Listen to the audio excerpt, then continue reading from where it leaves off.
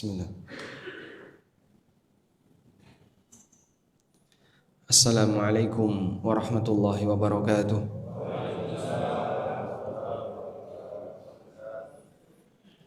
Alhamdulillahi rabbil alamin. Wassalatu wassalamu ala ashrafil mursalin Nabiyyina wa maulana Muhammadin wa ala alihi wa sahbihi ajma'in. Wa ashhadu an la ilaha illallah wahdahu la syarika lah. Wa ashhadu anna Muhammadan abduhu wa rasuluh sallallahu alaihi wa ala alihi wa sahbihi wa man tabi'al huda ila yaumiddin. Alhamdulillah, puji syukur kita haturkan kehadirat Allah Azza wa Jal. Di subuh yang cerah pagi ini Allah berikan kita kesempatan untuk bisa belajar bersama di masjid ini dalam rangka untuk menambah iman. Semoga Allah Subhanahu wa taala jadikan forum ini sebagai forum yang barokah. Ada satu ayat yang disebutkan oleh sebagian ulama. Ayat ini dinyatakan sebagai arja ayatin fil Quran. Ayat yang memberikan harapan terbesar dalam Al-Quran. Saat sholat subuh tadi, imam membacakan di rakaat pertama surat apa? Surat Ad-Duha. Allah Subhanahu wa taala berfirman menjanjikan kepada nabinya sallallahu alaihi wasallam, "Wala saufa yu'tika rabbuka fatarda." Rabbmu akan memberikan kepadamu sesuatu fatarda yang sampai membuat kamu ridho. Dan Nabi sallallahu alaihi wasallam akan merasa sangat ridho ketika seluruh umatnya dimasukkan ke dalam surga. Sehingga ketika Allah Subhanahu wa taala janjikan kepada nabinya sallallahu alaihi wasallam, "Wala saufa yu'tika rabbuka fatarda." Sungguh Rabbmu akan memberikan kepadamu sesuatu yang membuat kau ridho. Bentuknya adalah kita berharap semoga Allah Subhanahu wa taala masukkan kita semuanya ke dalam surga. Kali ini kita mau membahas, judulnya mungkin agak asing bagi sebagian, motivator berbuat maksiat. Mengenali kenapa manusia itu gampang termotivasi untuk berbuat maksiat, dan mengenali sesuatu yang buruk, tujuannya agar kita bisa berupaya untuk menghindarinya. Karena salah satu di antara tanda bahaya, seseorang harus tahu agar dia tidak terjerumus ke dalam bahaya itu. Ada sebuah pepatah mengatakan, "Araftu syarra la lisyarri walakin litawaqqihi wa man lam ya'rifi syarra minal khair yaqa fihi."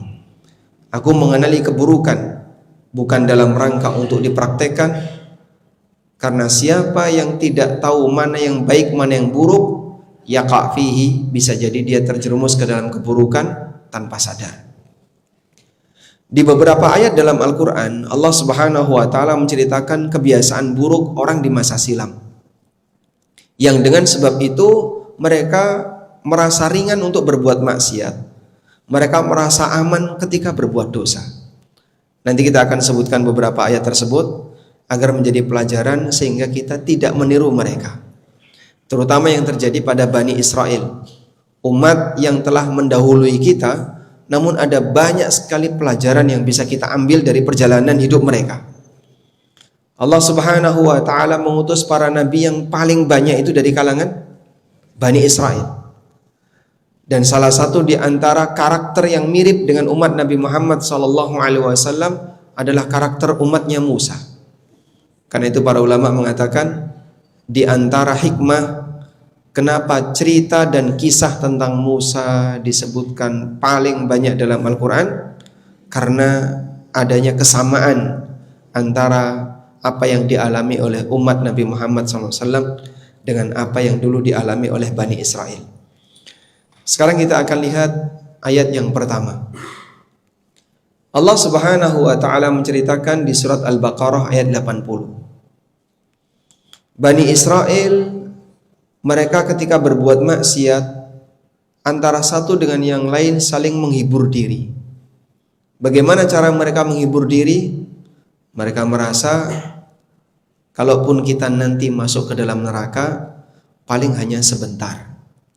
Sifatnya hanya sementara, hanya dalam hitungan jari beberapa hari saja. Allah Subhanahu wa taala berfirman, "Wa qalu lan tamassana an-naru illa ayyaman ma'dudat."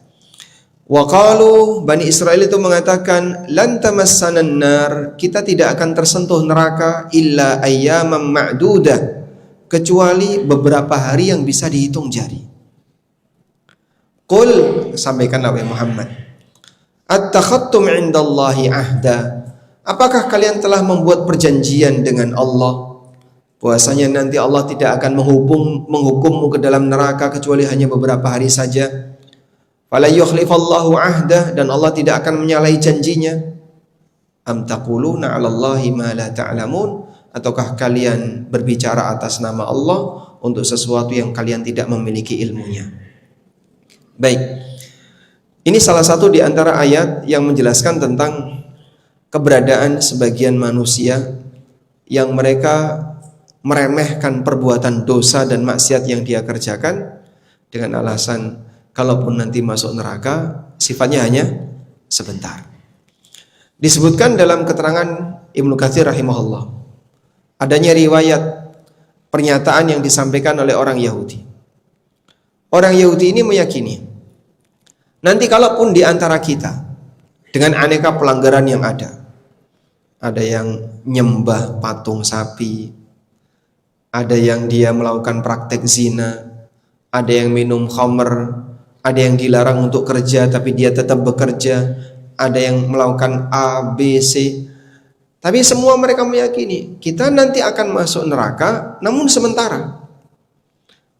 Dan nanti ketika kita masuk neraka, Allah Subhanahu wa taala akan memerintahkan para nabi untuk melihat siapapun di antara Yahudi yang disunat, maka dia diselamatkan dari neraka.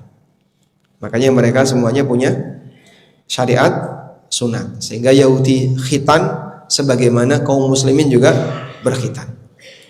Sehingga dengan keyakinan itu mereka merasa sebesar apapun dosa yang kita lakukan, seberat apapun kesalahan yang kita lakukan, kalaupun nanti kita dihukum oleh Allah, gak usah takut, itu hanya beberapa hari saja. Di saat itulah mereka merasa aman ketika berbuat maksiat. Ada sebuah keterangan yang disampaikan oleh Imam As-Sa'di rahimahullah dalam tafsir beliau Taisir Kalamil Mannan. Kata beliau, "Dzakara af'alahumul qabihah." Allah Subhanahu wa taala menyebutkan tentang perbuatan buruk orang-orang Yahudi. "Tsumma dzakara ma hadza annahum yuzakkuna anfusahum." Setelah Allah menyebutkan perbuatan buruk orang Yahudi, Allah juga menyebutkan bahwa orang Yahudi merasa diri mereka suci, merasa kalau mereka lah yang paling berhak untuk mendapatkan surga. Karena di beberapa ayat mereka mengklaim wa qalu la yadkhulal jannata illa man kana hudan aw nasara. Yahudi mengatakan tidak ada orang yang bisa masuk surga kecuali orang yang beragama Yahudi atau beragama Nasrani. Sehingga mereka melakukan tazkiyatun nufus atau tazkiyah terhadap diri mereka dengan mengatakan bahwanya kamilah yang paling berhak untuk mendapatkan surga. Wa yashhaduna laha bin najati min adzabillah. Lalu mereka mengklaim kalau mereka nanti akan selamat dari hukuman Allah. Wal fauzu bi thawabihi, dan nanti akan mendapatkan pahala yang besar di sisi Allah. Wa annahum lan tamassahumun nar illa ayyaman ma'dudah, dan mereka tidak akan tersentuh neraka kecuali hanya beberapa hari saja. Maksudnya adalah qalilatun tu'addu bil asabi, cuman beberapa hari yang sedikit dan itu bisa dihitung dengan jari. Nah, bagian akhir ini kesimpulan yang disampaikan oleh Imam As-Sa'di, fajama'u bainal isaati wal amni. Mereka menggabungkan antara perbuatan maksiat dan merasa aman dari hukuman. Orang kalau sudah sampai pada tingkatan ini bahaya. Sehingga dia tidak akan pernah merasa takut ketika berbuat maksiat, karena dia merasa sudah ada pelarian. Toh nanti kalaupun kita dihukum, ada yang menyelamatkan. Apalagi sebagian di antara mereka meyakini di kalangan Bani Israel bahwa manusia nanti akan diselamatkan oleh Sang Juru Selamat. Kebayang nggak Pak? Kalau orang berbuat maksiat, tapi dia merasa kalau nanti akan diselamatkan oleh orang lain. Sehingga dia akan merasa sangat aman ketika berbuat dosa. Dia akan merasa sangat aman ketika berbuat maksiat. Karena dia yakin nanti akan ada yang menyelamatkan dirinya. Semua yang dikhitan di kalangan Yahudi akan diselamatkan dari neraka. Meskipun mereka masuk neraka, tapi sifatnya hanya sebentar. Nah, paham seperti ini tidak boleh ada di tengah kaum muslimin. Pemahaman seperti ini tidak boleh berkembang di kalangan kaum muslimin. Ini akan merusak, yang akan merusak masyarakat sehingga mereka menggampangkan dan meremehkan perbuatan dosa. Ada sebagian orang yang didoktrinnya oleh kelompok-kelompoknya. Nanti kamu kalau sampai di akhirat, sebut saja kamu adalah muridnya si A, muridnya si B, masuk dalam anggota dari perkumpulan A, perkumpulan B.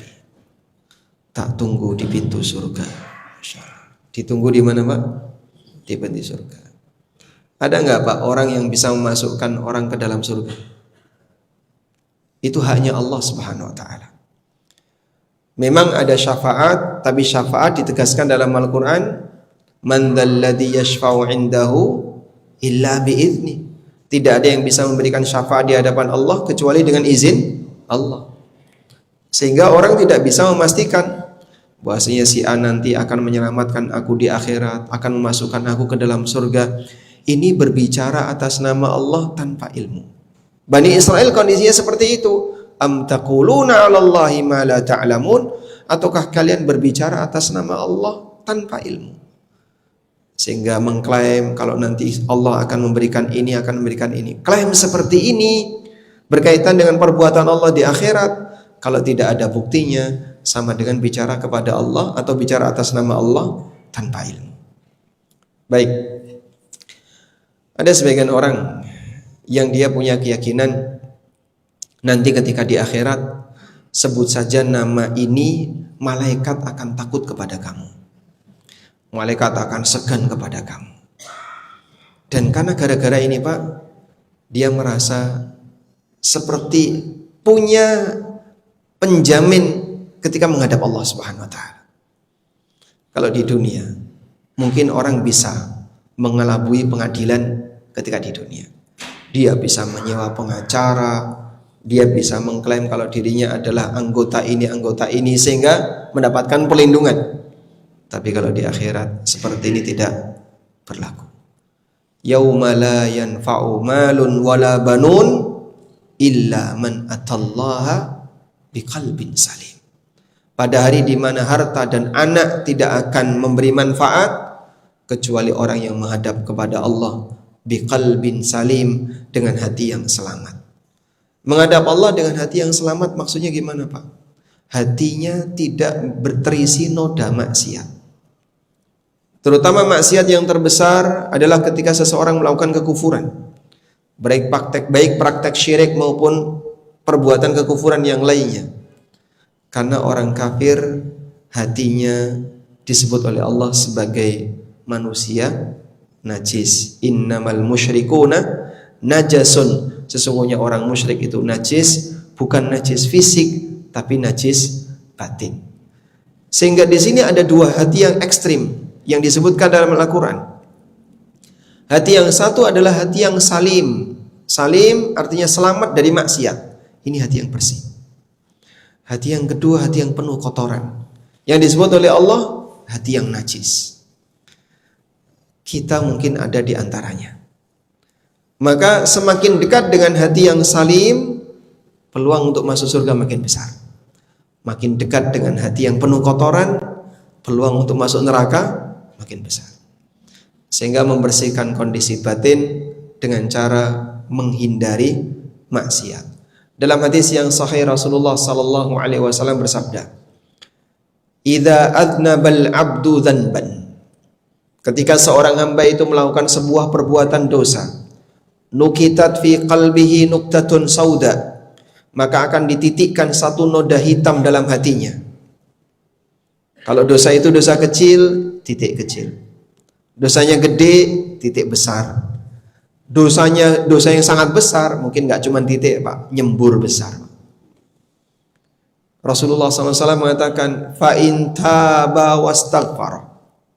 Kalau yang bersangkutan selesai melakukan perbuatan dosa, dia bertobat dan mohon ampun kepada Allah, sukhila qalbuhu, maka hatinya dibersihkan. Wa illa, namun ketika dia mengulangi lagi dan tidak bertobat, zida fi qalbihi, noda-noda hitam tadi ditambahkan dalam hatinya, hatta ta'luwa qalbah, sampai menutupi seluruh hatinya. Sehingga hidayah sulit untuk nembus disebabkan karena ada tabir yang menutupi hatinya. Tabir itu disebut oleh Allah Ta'ala dengan ran.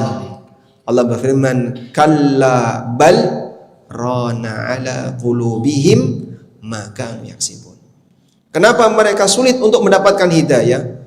Padahal Al-Quran itu demikian kuat pengaruhnya, sehingga membuat sebagian orang sampai gemeteran ketika mendengarnya. Allah mengatakan kalla bal ran, karena ada ran yang menutupi hatinya, maka nu yaksibun, disebabkan perbuatan maksiat yang mereka kerjakan.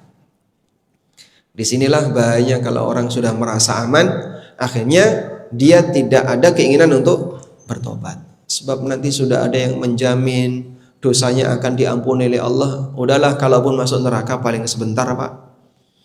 Jadi Bapak kayak gini gak usah takut Pak ya, tanda tangan saja Pak. Tanda tangan untuk maksiat, baik bentuknya misalnya mengambil hak orang lain atau transaksi riba dan seterusnya. Tayyib. Sekarang kita akan beralih ke ayat yang kedua. Ayat yang kedua disebutkan oleh Allah Subhanahu wa taala di surat Al-A'raf ayat 169. Masih menceritakan tentang Bani Israel. Dan kali ini cerita tentang tokoh agama pendeta Bani Israel.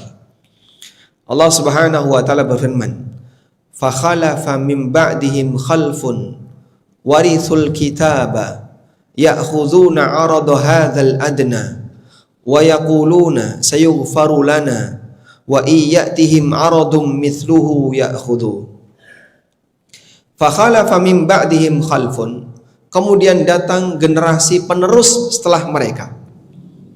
Warithul kitaba, yang mereka mendapatkan warisan Alkitab. Alkitab yang dimaksud di sini adalah Taurat.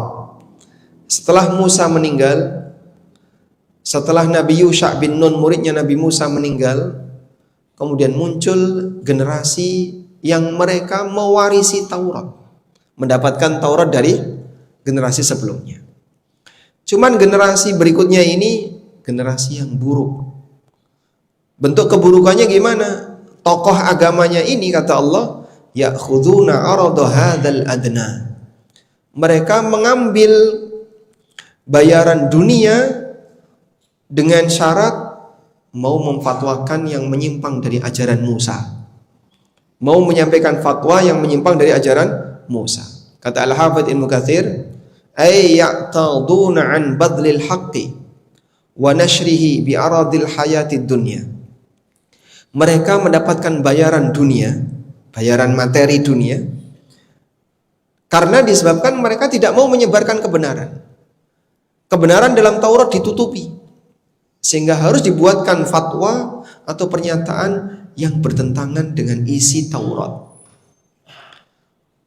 Wa yusawwifuna anfusahum wa ya'udduna bitaubah.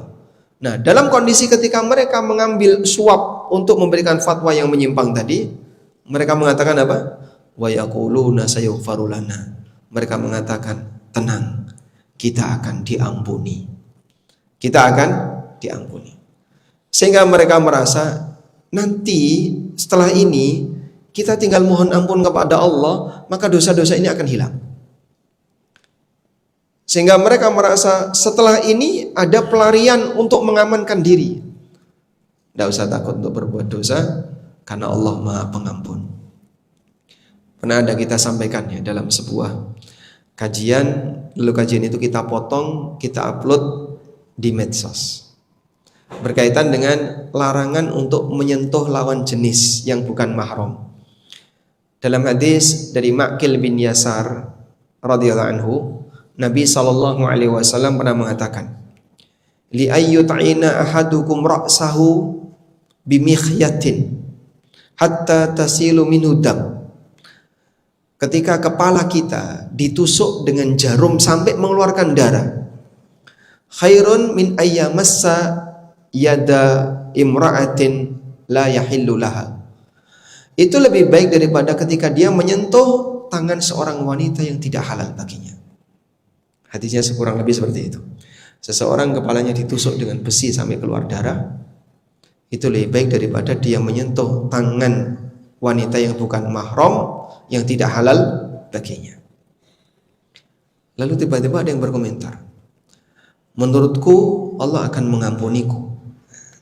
Menurutku Allah akan mengampuniku. Loh, dari mana Bapak tahu seperti ini?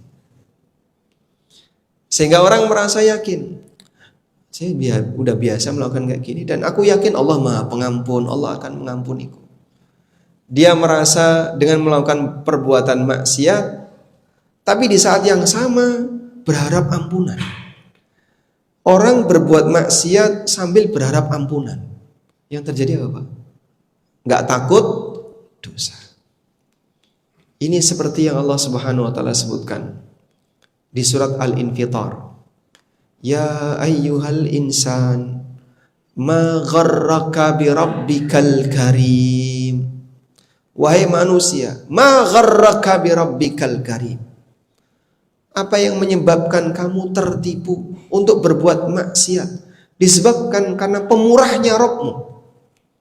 Karena Allah Subhanahu wa taala ketika melihat hambanya berbuat maksiat kan tidak langsung seketika diazab. Seketika diazab atau tidak, Pak? Tidak. Banyak di antara kita melakukan perbuatan dosa dibiarkan oleh Allah. Diberi hak hidup oleh Allah, diberi kesempatan untuk mengkonsumsi makanan yang enak, diberi kesempatan untuk menghirup oksigen, menghirup udara. Jantung kita masih berdetak, tidak dibuat berhenti oleh Allah. Sehingga pada saat orang berbuat maksiat dan dia merasa aku sehat-sehat saja, aku nggak sakit, hidupku santai-santai saja, ekonomi juga lancar, ma gharraka bi rabbikal karim. Dia tertipu dengan pemurahnya Allah Subhanahu wa taala sampai dia berani berbuat maksiat dan merasa nanti pasti dosaku akan diampuni. Memastikan dosanya diampuni dikala dia sedang berbuat dosa. Itulah yang terjadi pada pendeta Bani Israel tadi. Sehingga dia berbuat maksiat tapi memastikan sayughfaru lana, kita pasti akan diampuni. Dan ini akan membuat orang jadi semakin berani untuk berbuat maksiat. Makanya jamaah yang dimuliakan Allah, kalau berharap ampunan seharusnya sikapnya adalah taubat dan menyesali kesalahan. Yang bermasalah ketika dia berharap ampunan dalam posisi dia berbuat dosa. Gimana dia bisa berharap ampunan ketika dia sedang berbuat salah? Loh, kan Allah Maha Pemaaf, Pak. Allah Maha Pengampun. Betul. Nama-nama Allah Ghafurun, Rahimun, Rahman, Rahim, Karim. Kemudian Al-Afu, itu diantara nama Allah. Memang Allah zat yang Maha Pengampun, zat yang Maha Pemaaf. Tapi ini tidak boleh dijadikan alasan bagi hamba untuk meremehkan perbuatan maksiat. Karena sebuah dosa ketika diremehkan, maka nilai dosanya semakin besar.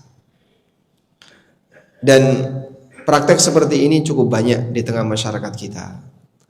Sehingga saat mereka diingatkan, ini tidak boleh, ini dosa. Allah kan Maha Pengampun. Ya Allah memang Maha Pengampun. Tapi ketika kau berbuat maksiat, terus berharap dosamu diampuni seketika, ini seperti perbuatan pendeta Yahudi yang sudah diceritakan di surat Al-A'raf.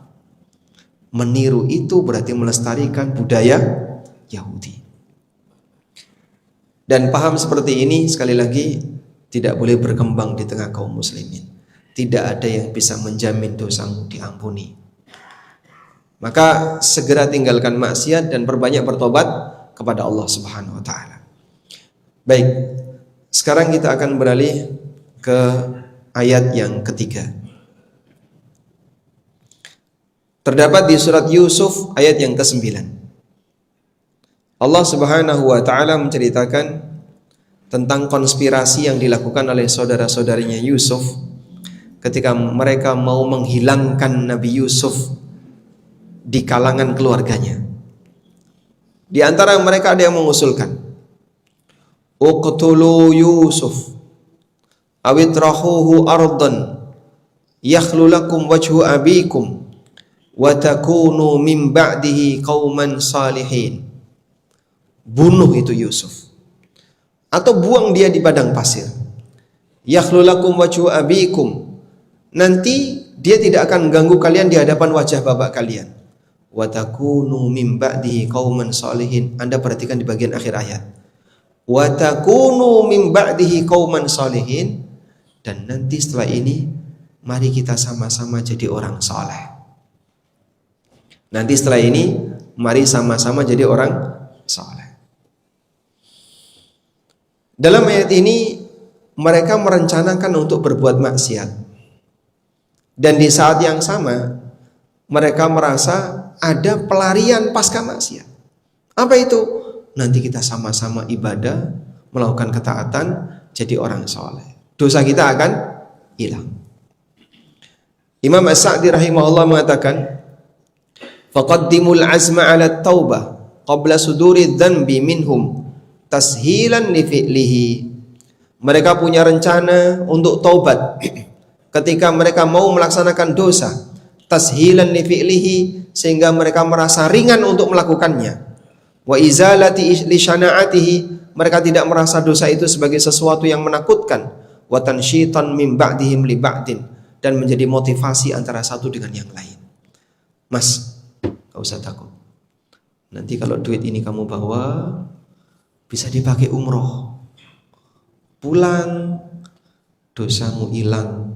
Seperti bayi yang baru saja dilahirkan dari ibunya. Gak usah khawatir, tanda tangan aja. Padahal di situ isinya perbuatan dosa. Dan saya mendengar beberapa kali orang punya prinsip seperti ini, Pak. Merasa punya pelarian untuk menghilangkan dosa di saat dia berhadapan dengan maksiat yang dia lakukan. Contohnya, ada orang yang korupsi, lalu dia berpikir, kalau nanti hasil korupsi ini saya gunakan sebagian untuk wakaf masjid, untuk berinfak, untuk umroh, menghajikan orang tua, menghajikan dan mengumrohkan orang lain, dipakai untuk menderma, dizakati, maka hartanya akan kembali suci. Akhirnya apa? Saat dia mengambil hak yang bukan miliknya, dia mengambil harta negara, merugikan orang lain dengan nilai yang besar, dia merasa dirinya ada pelarian. Ketika dipakai untuk kegiatan-kegiatan tadi, dosaku hilang. Baik, saya mau tanya, sedekah dengan harta haram boleh atau tidak, Pak? Tidak diterima, batal. Karena itu Nabi SAW pernah mengingatkan dalam hadis riwayat Bukhari Muslim, innallaha la yaqbalu salatan bighairi tuhur wala sadaqatan min ghulul. Allah tidak menerima salat tanpa bersuci, dan Allah tidak menerima sedekah dari harta khianat. Loh, katanya zakat bisa mensucikan harta, Pak. Betul, zakat bisa mensucikan harta. Karena itu nas Al-Quran, khudh min amwalihim sadaqatan tutahhiruhum wa tuzakkihim biha. Ambillah harta mereka sebagai zakat, tutahhiruhum wa tuzakkihim biha, yang akan membersihkan dan menyucikan mereka. Sehingga zakat bisa menyucikan harta. Tapi begini, Pak, yang dimaksud zakat bisa menyucikan harta, ilustrasinya kayak gini. Kalau ada benda suci lalu dia kena najis, kemudian kita bersihkan sehingga najisnya hilang, maka benda ini kembali suci karena najisnya sudah kita bersihkan. Saat kain pakaian kita terkena najis, kemudian kita cuci, najisnya hilang, maka pakaian kita jadi kembali suci. Bedakan dengan yang kedua. Ada kotoran yang itu sumber najis. Misalnya ya, kotoran kucing najis ya. Kotoran kucing itu kita padatkan, dipres sampai padat. Ya. Setelah itu diamplas sampai licin sehingga mengkilap. Ya. Jadi suci atau tetap najis? Jadi suci atau tetap najis? Tetap Kenapa? Karena ini zat najis, sehingga mau dibersihkan permukaannya, mau dibuat licin permukaannya, ini adalah zat najis. Sehingga zat najis dibersihkan sebagian, sisanya tetap najis. Harta haram itu seperti benda najis tadi. Makanya kalau kita bekerja, lalu dalam praktek yang kita lakukan bercampur antara halal haram, itu sama dengan Bapak memiliki benda suci tapi kena kecampuran najis. Cara membersihkannya gimana, Pak? Yang najis Anda buang, nanti sisanya kembali suci. Tapi kalau ada orang yang sumber pendapatannya semuanya haram, berarti dia membawa benda najis utuh, mau dia keluarkan sebagian, dia bersihkan sebagian, tetap sisanya najis. Maka nggak ada ceritanya orang bayar zakat pakai harta haram tidak diterima. Nah terus harta haram gimana, Pak? Ya nggak boleh dizakati. Alhamdulillah. Ya bukan kemudian kamu boleh memiliki, tapi maksudnya keluarkan semua dan kau tidak berhak untuk memilikinya. Solusi bagi mereka yang membawa harta haram, dia tidak boleh mengambil sebagian sekecil apapun. Terus solusi bagi mereka ketika dia bawa harta haram adalah dia harus bersihkan semuanya. Karena ketika harta haram itu dipertahankan, berarti sama dengan orang nyimpen najis. Baik, keyakinan seperti tadi ya. Kalau ada pelarian yang bisa digunakan ketika seseorang berbuat salah dan maksiat, tenang saja. Nanti dipakai haji, dipakai umroh, nanti dipakai sholat. Yang penting itu rajin tahajud. Jangan lupa puasa sunnah. Terus harus jadi orang yang dermawan, sedekah. Insya Allah semuanya beres. Nah, gara-gara keyakinan seperti ini, maka mereka akan nekat untuk berbuat maksiat. Saya pernah diundang di sebuah instansi yang cukup basah, karena nggak ada atapnya ya. Jadi kalau hujan kena semua. Kemudian salah satu di antara pegawai di instansi itu minta ke saya, Pak tolong nanti bahas masalah harta haram. Saya sebenarnya sudah merasa keberatan. Ini benar nyinggung masalah itu. Apa nggak menakutkan bagi yang lain? Tapi karena beliau ingin hijrah dan ngajak teman-temannya untuk hijrah, beliau beranikan membawakan tema tentang masalah harta haram. Akhirnya saya sampaikan tentang bahaya harta haram di akhirat. Sepeser pun saya tidak menyinggung kata korupsi, manipulasi. Intinya ini sensitif kalau disebutkan. Udahlah, kata ini nggak usah disebutkan. Cuman kita sampaikan saja. Kalau di dunia orang mungkin bisa merasa aman ketika dia mengambil harta haram. Ada sebagian di antaranya yang dia merasa saya kebal hukum, nggak bakalan ada orang yang bisa menangkap saya bisa nyogok siapapun. Ini sudah saya bagikan kepada yang lain, sehingga dari bawah sampai atas sudah diamankan karena sudah dibagi-bagi. Namun ketika di akhirat ini nggak berlaku. Siapapun di dunia mungkin dia bisa merasa aman, tapi di akhirat tidak akan ada manusia yang bisa menjamin dirinya aman. Sebab masing-masing akan mempertanggungjawabkan perbuatannya.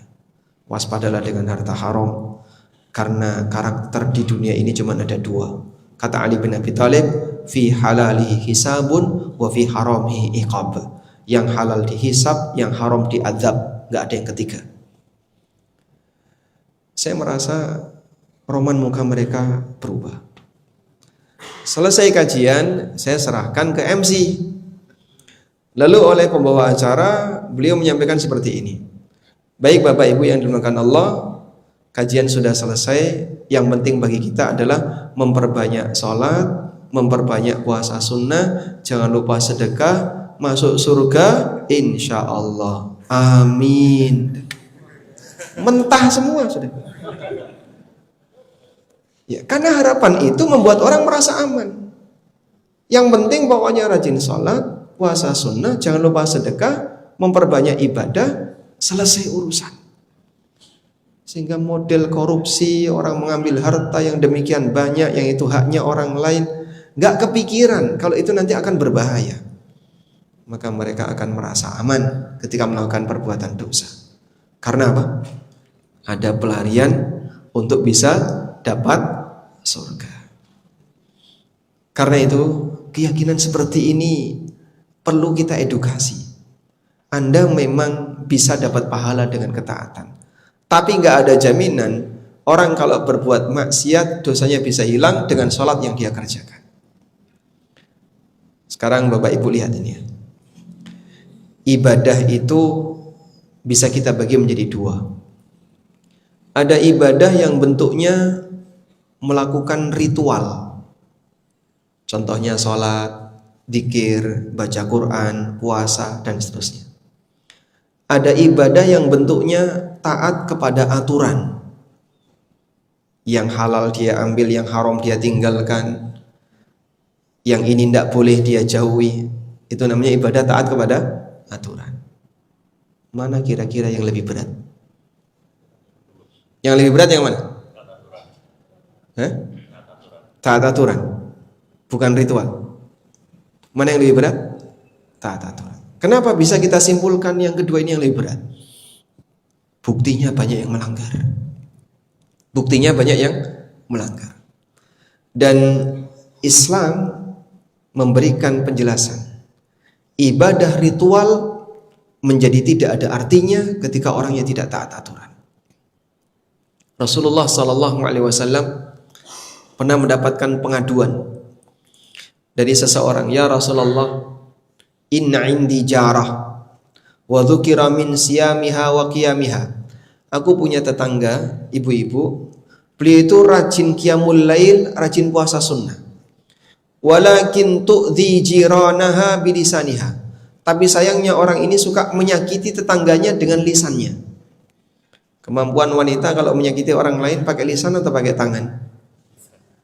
Pakai lisan. Lebih jauh mana Pak jangkauannya Pak? Lebih jauh? Lisan. Lebih menyakitkan mana? Dipukul sama dicaci maki lebih sakit mana Pak? Caci maki. Nah, baik. Walakin tu'dhi jiranaha bilisaniha. Tapi wanita ini suka menyakiti tetangganya dengan lisannya. Apa kata Nabi SAW?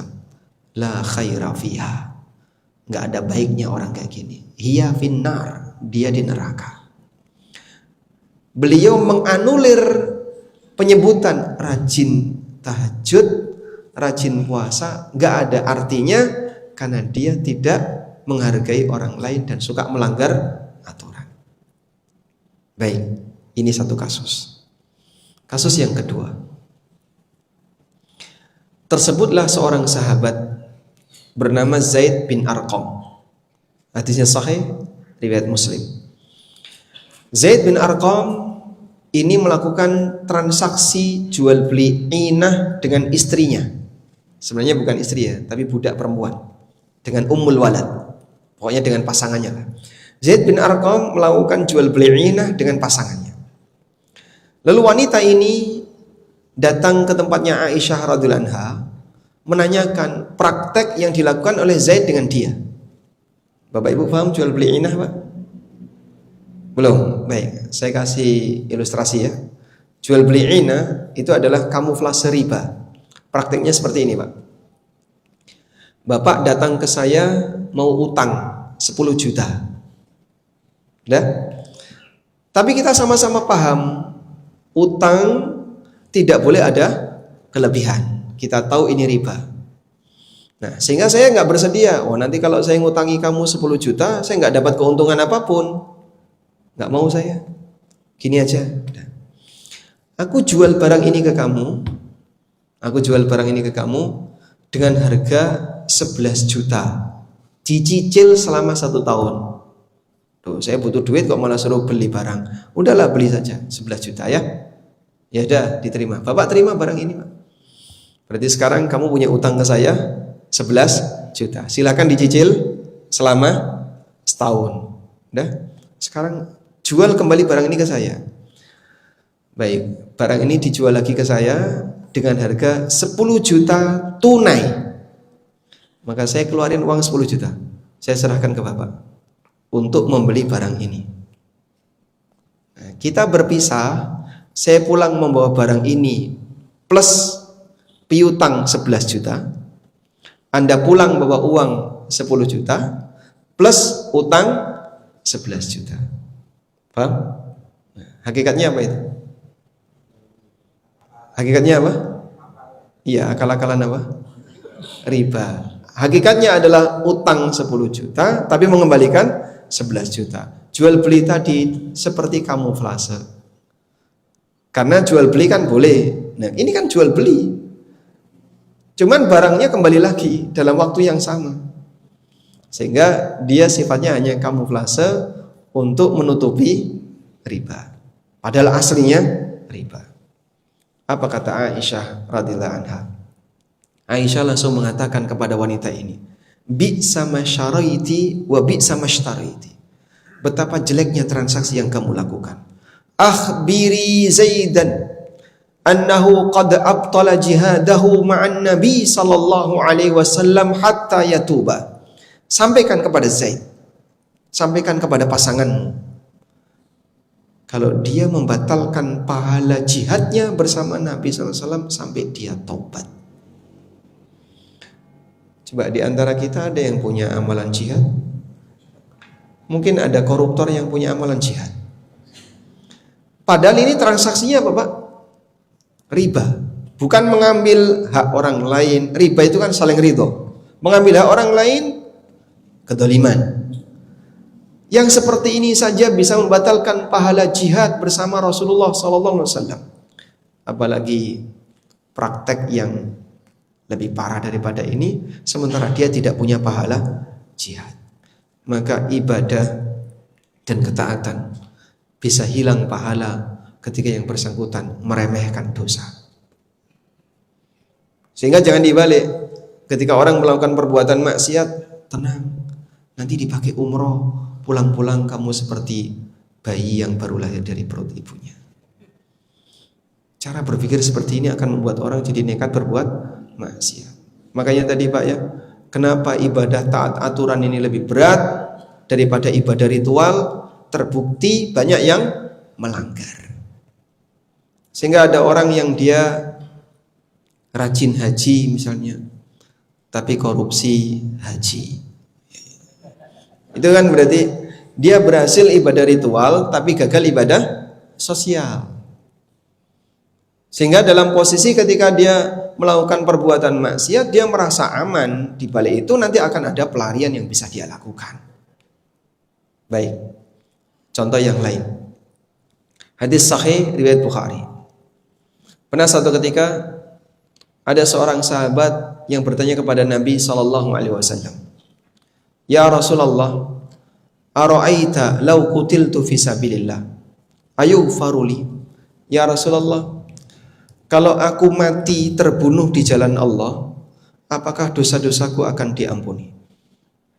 Kemudian Nabi SAW mengatakan, "Na'am, wa anta muqbilun ghairu mudbirin sabirun muhtasib." Iya, dosamu akan diampuni selama ketika kau berjihad, kau terus maju, tidak mundur, selalu bersabar dan mengharap pahala dari Allah. Berangkatlah orang ini. Tiba-tiba Nabi SAW memanggil, "Illad dain," kecuali utang. Qala li Jibrilu anifan, baru saja Jibril menyampaikan ini kepadaku. Baik. Orang yang ikut jihad sampai mati syahid, dia mati syahid ya, seluruh dosanya diampuni, tapi dosa utang nggak hilang. Tanggung jawab utang, bukan dosa utang ya, tanggung jawab utang tidak hilang dengan pahala jihad dan mati syahid. Sehingga kebayang nggak yang melakukan praktek riba, melakukan dosa besar, mengambil hak orang lain, apa dia punya amal jihad? Apa beliau mati syahid? Kayaknya nggak sampai segitu ya Pak amalnya Pak. Memang orangnya sholat, sahabat juga sholat. Ini punya tambahan lebih, ikut jihad, mati syahid. Itu pun tidak bisa menghilangkan tanggung jawab utang. Padahal utang itu diambil dengan cara apa? Legal atau tidak legal? Legal. Kalau harta yang diambil dengan cara legal sampai mati belum dikembalikan, tidak bisa hilang tanggung jawab itu dengan pahala mati syahid dan jihad. Bagaimana dengan harta yang diambil dengan cara tidak legal dan sampai mati nggak dikembalikan? Maka yang seperti ini akan ada tanggung jawab yang lebih besar. Baik, bagian akhir dari apa yang kita sampaikan. Ternyata cara pandang kita dalam melihat dosa sangat berbeda dengan cara pandang orang soleh di masa silam dalam melihat dosa. Mereka kalau melihat dosa itu seperti beban berat. Tadi di rakaat yang kedua imam baca surat apa Pak? Al-Fatihah? Ya. Surat Al-Insyirah. Apa yang Allah sebutkan di surat Al-Insyirah? Wa wada'na anka wizrak alladhi anqadha dhahrak. Di antara nikmat yang Allah berikan kepada Nabi Muhammad SAW. Jadi dua surat ini, Ad-Duha dan Al-Insyirah, dua surat yang menjelaskan nikmat yang Allah berikan kepada Rasulullah SAW. Bapak baca ya, kemudian dilihat artinya. Itu semuanya arahnya Rasulullah SAW. Ma wadda'aka rabbuka wa ma qala walal akhiratu khairul laka minal ula, termasuk wala saufa yu'tika rabbuka fatarda. Lalu di surat Al-Insyirah, alam nashrah laka sadrak, bukankah aku telah melapangkan dadamu. Wa wada'na anka wizrak, dan aku telah hilangkan wizraka, dosamu. Nabi Muhammad SAW mendapatkan jaminan dari Allah, dosanya akan hilangkan oleh Allah. Alladzi anqadha dhahrak, lalu Allah Subhanahu wa taala mengatakan yang dosa itu anqadha dhahrak, akan menjadi beban bagi pundakmu. Allah sebut dosa itu anqadha dhahrak, jadi beban yang dipikul di pundak orang. Sampai pun ketika Rasulullah SAW berbuat kesalahan, beliau mikul beban itu, tapi dihilangkan oleh Allah. Nah kita kan nggak ada jaminan kayak gitu. Sebutkan satu ayat dalam Al-Quran yang memberi jaminan orang Jakarta dosanya diampuni. Ada? Kalau ada saya tak pindah ke sini. Karena tidak ada. Yang mendapat jaminan itu hanya Rasulullah SAW. Alladzi wa wada'na anka wizrak, Allah melepaskan, kami melepaskan darimu dosamu. Sementara kita nggak ada jaminan itu. Maka saat kita berbuat dosa, dosa itu seperti kita pikul di pundak kita. Makin banyak dan numpuk, maka kita mikul beban yang berat. Inilah cara pandang Al-Quran mengajarkan tentang dosa. Karena itu Anas bin Malik radhiyallahu anhu pernah mengatakan, di hadapan orang-orang tabi'in, generasi setelah sahabat, wa innakum la ta'maluna a'mala hiya fi a'yunikum adaqqu minasy'ari wa kunna na'udduha fi zamanin Nabi sallallahu alaihi wasallam minal mubiqat. Wahai kalian para tabi'in, kalian melakukan berbagai macam dosa yang menurut kalian anggap dosa itu lebih lembut daripada rambut. Padahal kami di zaman Nabi sallallahu alaihi wasallam memandang dosa itu seperti dosa besar. Sehingga kami menganggap amal yang kalian anggap remeh itu di zaman Nabi sallallahu alaihi wasallam kami anggap ini minal mubiqat, termasuk di antara dosa yang membinasakan, yaitu dosa besar. Semoga yang singkat ini memberikan pelajaran yang penting bagi saya pribadi untuk bisa lebih waspada terhadap dosa-dosa kita dan juga kepada jamaah sekalian, dan semoga Allah Subhanahu wa taala memberikan hidayah kepada kita untuk bisa ringan dalam meninggalkan perbuatan dosa dan maksiat. Demikian sebagai pengantar di kesempatan kali ini. Wassallallahu ala nabiyyina Muhammadin wa ala alihi wa sahbihi wasallam. Alhamdulillahirrahmanirrahim. Jazakumullah khairan Ustaz atas ilmu yang disampaikan. Semoga ilmu ini bukan hanya sampai di telinga kita, tapi kita bisa amalkan dalam kehidupan sehari-hari kita. Baik, sebelum kita tutup, mungkin ada satu atau dua pertanyaan dari para jamaah. Dipersilahkan.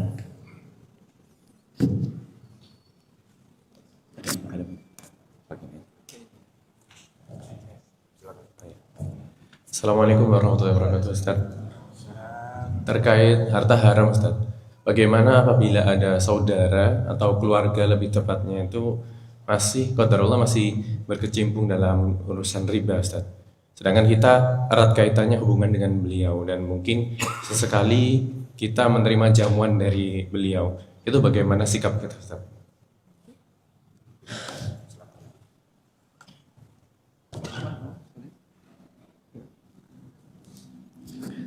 Baik.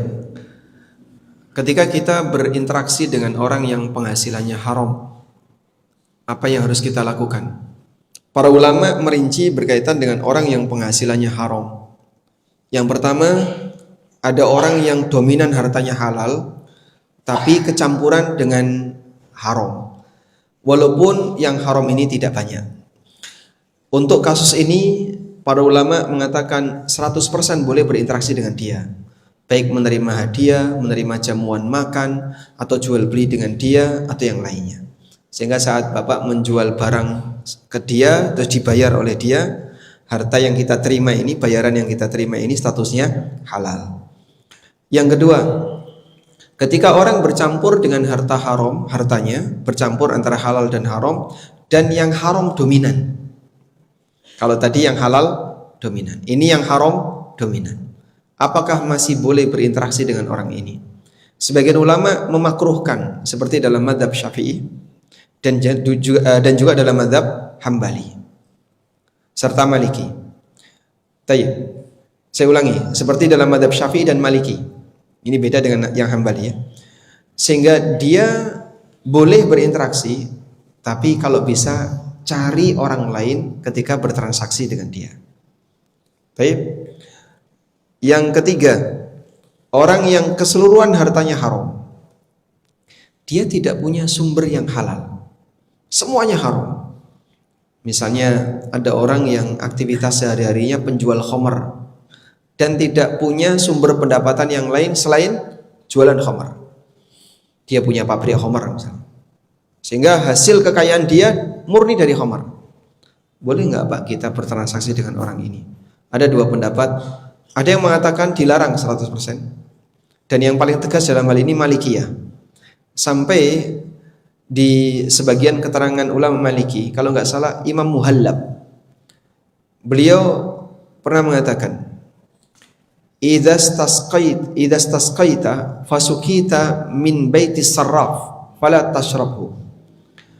Kalau Bapak kehausan, lalu Bapak minta minum kepada orang lain, ternyata yang ngasih minum itu orang yang pekerjaannya riba, jangan diminum. Jadi sampai air saja nggak boleh diminum. Apalagi makanan yang enak, apalagi tongseng, gulai, air saja nggak boleh diminum. Dan ada yang mengatakan hukumnya boleh bertransaksi dengan dia, dan ini pendapat sebagian ulama Hambali. Pendapat yang ketiga atau pendapat yang kedua ini berdalil dengan riwayat dari Ibnu Mas'ud. Ada orang yang bertanya kepada Ibnu Mas'ud, saya punya kawan dia rentenir. Nah tiba-tiba orang ini ngasih hadiah ke saya, boleh nggak saya terima? Lalu kata Ibnu Mas'ud, lakal hanna wa alaihil ana. Kau berhak dapat hadiah itu dan dosanya dia yang nanggung. Dan wallahu ta'ala alam, jika kondisinya adalah seperti orang ketiga, di mana sumber pendapatannya tidak ada yang halal, semuanya haram, yang lebih hati-hati membatasi interaksi satu. Dan kalau misalnya dia ngasih, Jika bisa ditolak, ditolak. Tapi kalau nggak bisa, wah kalau nanti ditolak sama dengan menabuh genderang permusuhan, Pak. Karena keluarga, apalagi saudara, apalagi orang tua, ya, maka seperti ini boleh diterima, sehingga Anda di posisi mengikuti pendapat yang mengatakan boleh. Wallahu a'lam. Baik. Mungkin satu lagi sebelum kita masuk.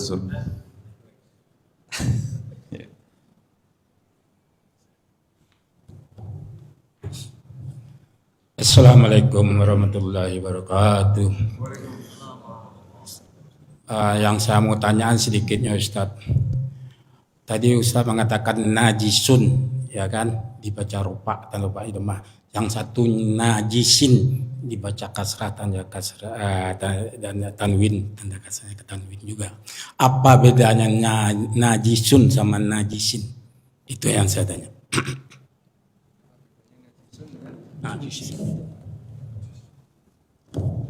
Apa bedanya najisun dibaca marfu dengan najisin dibaca majrur? Sebenarnya tergantung posisi kata itu dalam kalimat. Kalau secara makna ya sama-sama najis. Tapi secara aturan dalam tata bahasa Arab atau dalam ilmu nahwu, ada kata yang berstatus marfu, ada kata yang berstatus majrur, tergantung posisi dari kata itu. Kata najisun yang tadi sempat kita singgung, ini disebutkan di surat At-Taubah ayat 28. Allah mengatakan innamal musyrikuna najasun. Sesungguhnya musyrik itu najis. Dan di situ kata najis sebagai khobar. Kalau dalam bahasa Arab khobar itu marfu. Orang musyrik itu najis. Nah, kata najis di sini sebagai khobar. Kalau dalam bahasa Indonesia khobar itu seperti predikat. Nah, predikat ini harus berharokat dhamma atau dia memiliki ciri marfu, bisa dhamma atau waunun atau ciri marfu yang lainnya. Begitu Pak. Kalau secara nahwu. Wallahu alam. Gimana? Satu lagi. Oh ya.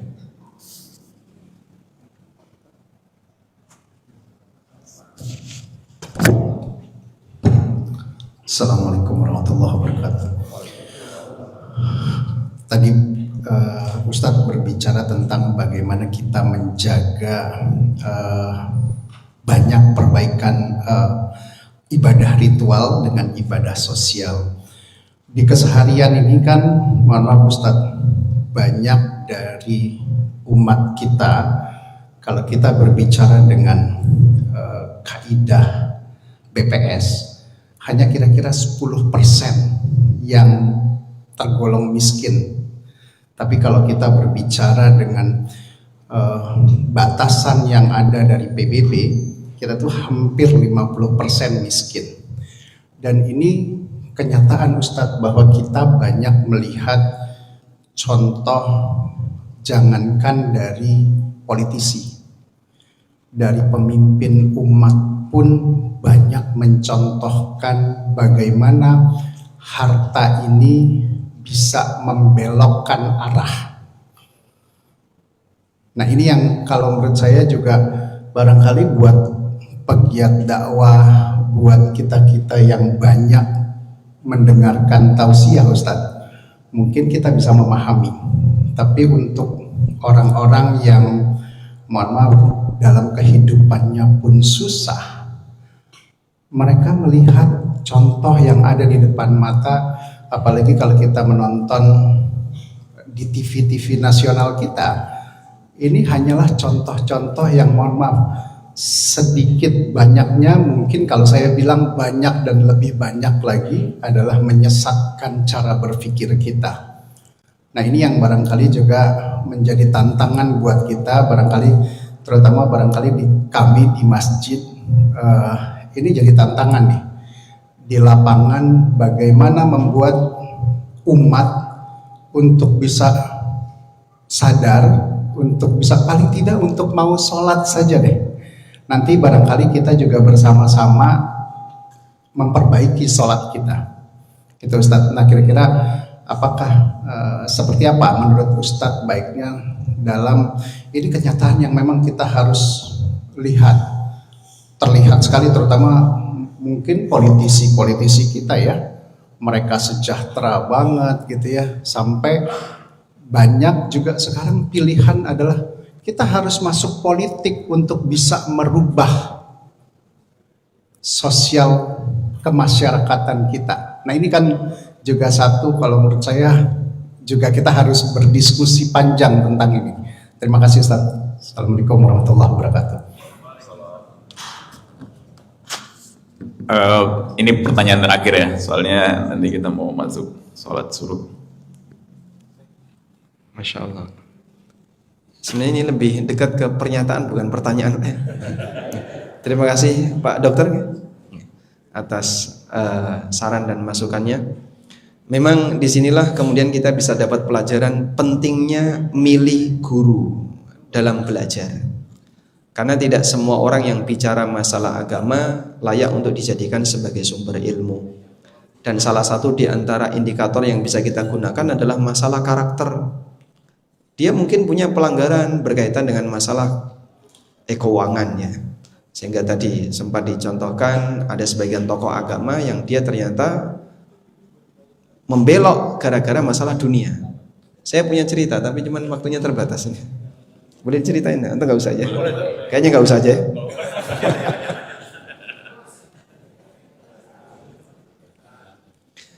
Jadi cerita ini disampaikan oleh Pak Hashim Muzadi, Kiai Haji Hashim Muzadi. Bapak kenal Pak? Rahimahullah.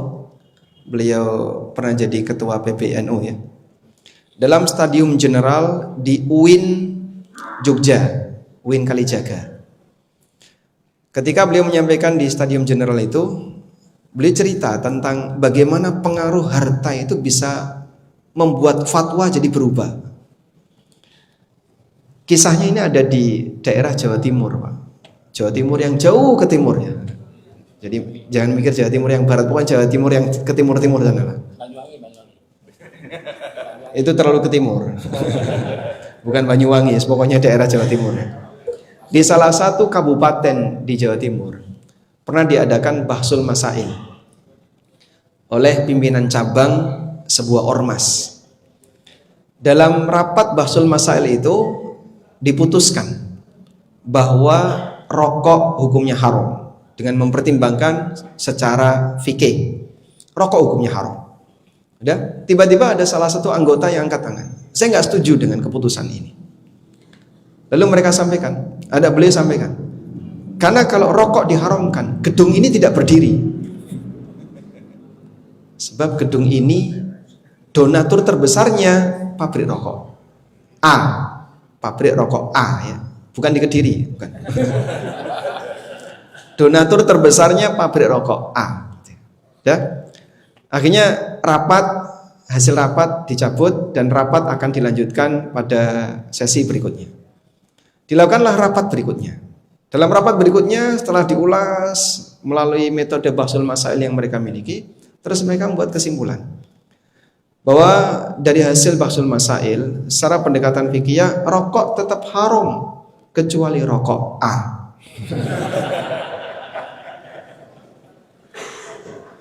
Ya, sontak langsung satu auditorium itu ketawa semua.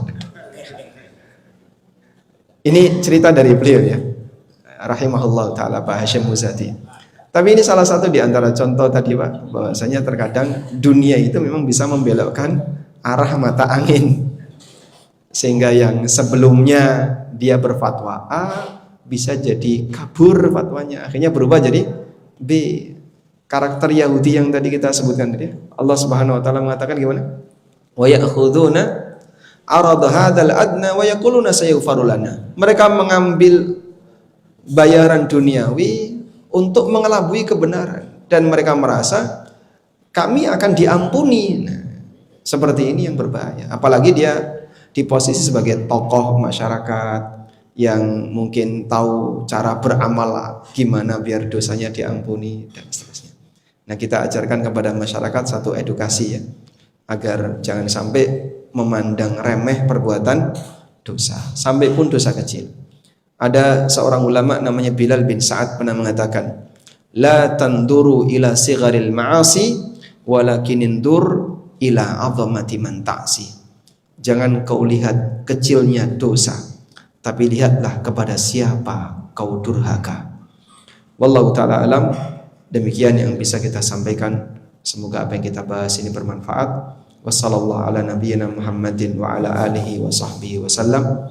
Wa akhiru da'wana alhamdulillahi rabbil alamin. Wassalamualaikum warahmatullahi wabarakatuh.